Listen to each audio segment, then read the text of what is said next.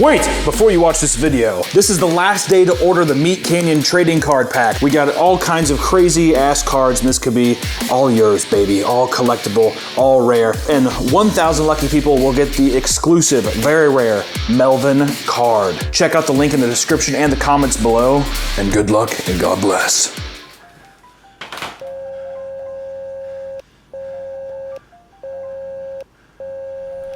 Welcome back to the Papa Me channel. How you doing? Come on in and sit on down. Today we're going to be talking about, goddamn, a movie that I love. The Sadness!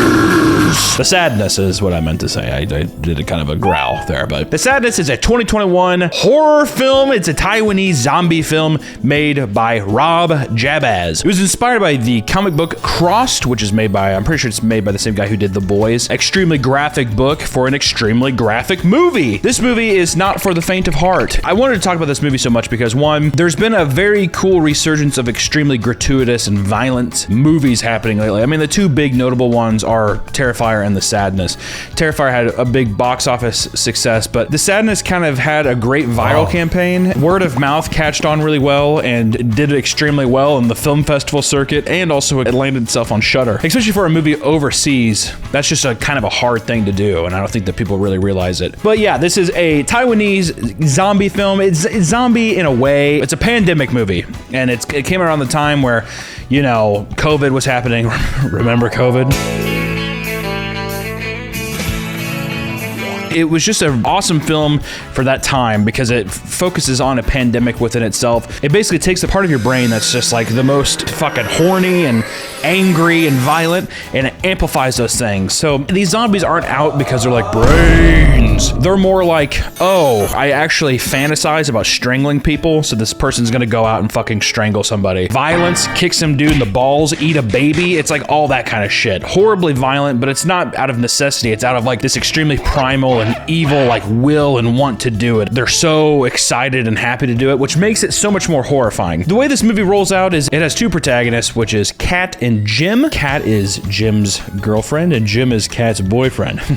Jim needs to go find Kat. She's stranded, and we get to see both of their journeys paralleled. But there's a third main character that's our antagonist, and it's the businessman. We get to follow basically a zombie the whole time, and he is after Kat. There's this moment in the train station where they're on a subway ride together, and he is like basically saying like, oh, I think you're so cute. She humiliates him, and I think he feels stupid, and he's just kind of like fed up. He gives off extreme incel energy. But once he gets infected, it's kind of like he becomes supercharged, and it's like, oh, now he's thriving in this environment, which is pretty interesting. I've become good friends with Rob, the director of this movie. I was able to talk with him about why do people go to these places? We know a little bit about what the virus does to people, and what would a guy like this, it makes him more like himself, and the day that the virus infects him is actually the best day of his life. For me, that's the most interesting idea offered in The Sadness. All I'm really trying to do is I'm just trying to make a horror movie that I would want to see, an effective horror movie. In other words, a horrifying horror film. The whole story crescendos into a beautiful disaster of an onslaught of basically each person having to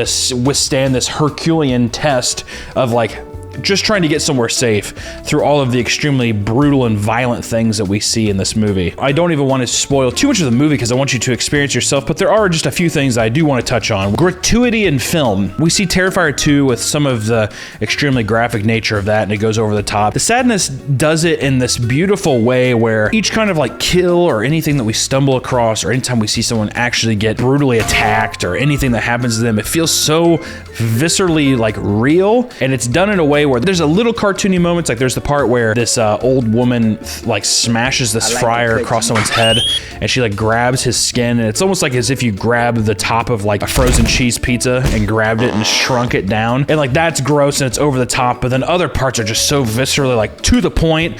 Like as soon as that happens, it immediately flips over. She spits this disgusting like tapioca pudding shit on his face. It's gross. It was almost like the starter pistol to the whole movie. Goes, smashes the grease across his face, and then immediately within a millisecond, the guy turns around and starts viciously stabbing this guy in the neck. But it's not done in a way where it's like, we get all this close-up. It's just we slowly truck in, and I mean, it's so viscerally violent. It's not like one stab either. The movie doesn't like ever try to hold back any of these things. The only thing that they hold back on is there's a lot of like sexual assault. It feels like it's believable. Like, we're in an environment where this is happening, and I understand that people can see this kind of stuff and feel maybe a bit, it completely turns them off from watching the movie and stuff, and I get that, but for the nature of this film and for how horrific it's supposed to be, it totally fits the theme of what's happening. But as gratuitous and upfront the violence is, a lot of the stuff that is maybe a bit more controversial and a bit more that would make people kind of step away from the film, it's a lot more implied stuff. That doesn't make it any more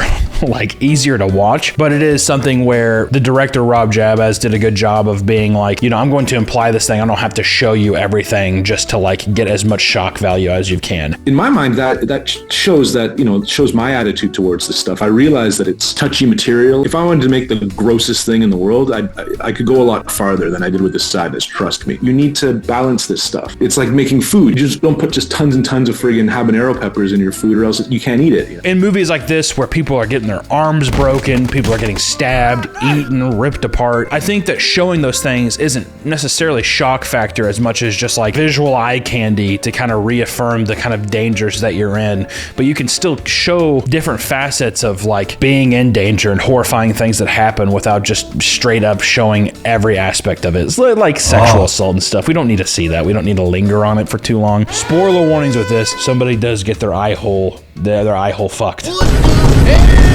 What am I supposed to say? I don't want you to go into this movie and be like, oh, he never brought up the eyeball scene. That happens. But it's not, you don't see anything go anything, but it's implied, and it's fucking hard to watch. Watching this movie and doing this video, it just made me think about gratuitous subjects in film. It kind of made me think of other films where people are just like, oh, this is so messed up. I can't even believe it. This movie is fucking insane. I can't even watch it. Which, I saw some reviews of The Sadness saying the same thing, being like, oh, it's just violent to be violent. There's too much sexual assault in it, and then people completely disregard the movie for that reason. I got people writing reviews of The Sadness saying that like it sucks, and this is just some guy trying to make something as effed up as possible, and there's no thought or any kind of political statement behind it, as if that would make it good. Some of the movies, whenever you go down to the gratuitous nature of film and people who are like, this movie's too crazy, this movie's disgusting and depraved, people will say, usually Serbian film, they'll say Human Centipede, they'll probably say Salo, Cannibal Holocaust. I think a lot of people forget that there is context and there is reasons why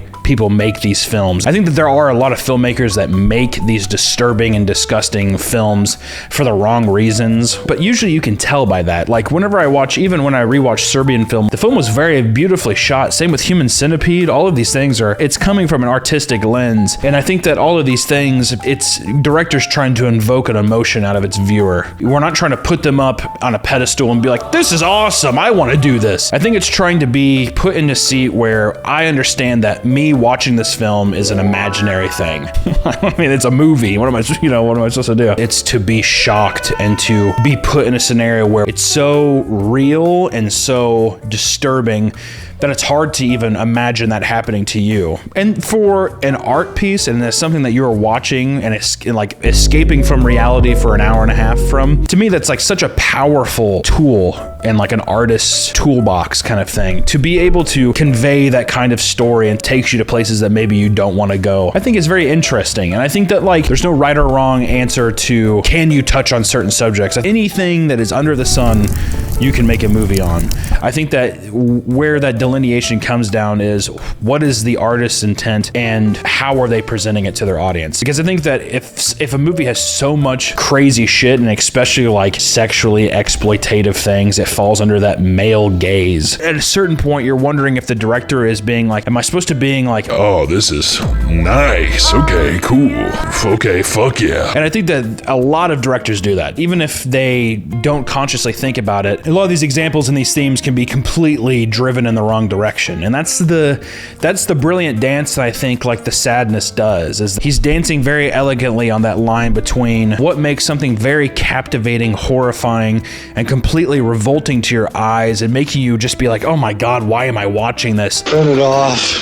But it's fun. It's a fun escape. The same way that you would want to watch a comedy film, you would watch a horror film because you want to be completely scared. Part of being scared, I think, is being taken to a place that maybe you never thought that you wanted to go. And I think The Sadness does that in just such a fucking brilliant way, and I love it.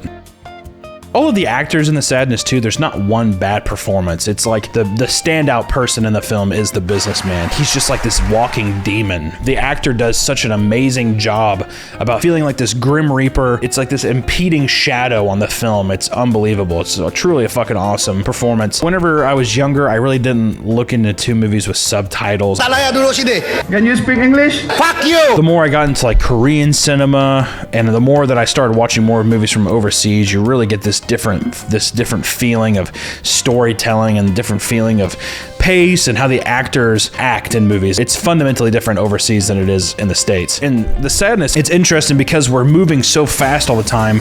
It almost feels like you don't even notice the language barrier and the cultural barrier. It's like almost non-existent. It's so universal because none of it is trying to just pinpoint exactly where we're at. It's just like, it could be any city, it could be any town, which is kind of interesting and really fun. I really enjoy when films from overseas can have that almost universal translation, which is pretty fun. The film takes place in a city in Taiwan. The whole city feels very lived in. We don't see tons of people, but the film feels very lived in. Like, there's a lot of zombie films where it's supposed to be like, well, there's so many people here, blah, blah, blah, but we don't see anybody, and these giant cities feel so empty, and you're like, where did all the zombies go? But in this movie, with how fast the edits are, we start with an exciting scene, and then we go to a more secluded location, and it's just a very nice pace. It's just that the pacing of it is just, mwah, it's very beautiful. It flows so well. It's like this fucking blitzkrieg attack of just like getting us from A to B, and that's the whole objective of this movie, is trying to find these characters, trying to go from one location to another. I think that like I can go into the depths of the story, but all in all, really, I just want you to experience it yourself. I think it's amazing. The kills are crazy. Like I said, be forewarned, this movie is extremely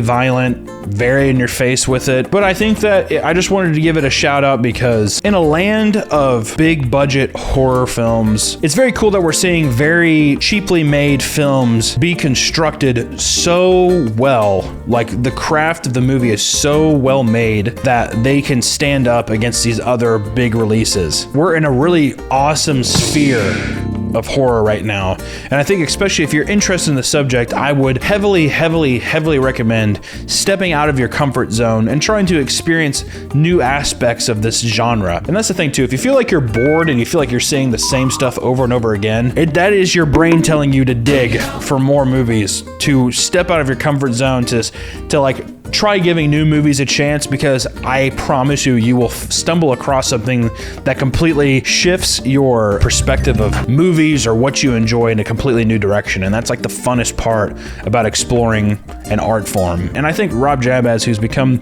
a good friend of mine, is a phenomenal director and amazing artist. I can't wait to see where he goes forward from here. But please check out The Sadness. It's fucking amazing. I can't recommend it enough. It's just such a new, cool vision for zombies, and it's just coming from such a cool new direction, and to especially have this thing only have come out 2 years ago at this point is just amazing. So The Sadness, check it out. It's on Shudder. You can probably rent it on Amazon Prime as well, but be sure to give it a watch. It's amazing. The Sadness fucking rules. It's amazing, and I want you to check it out. That is all I have for you today. I will see you in the next one. Bye-bye.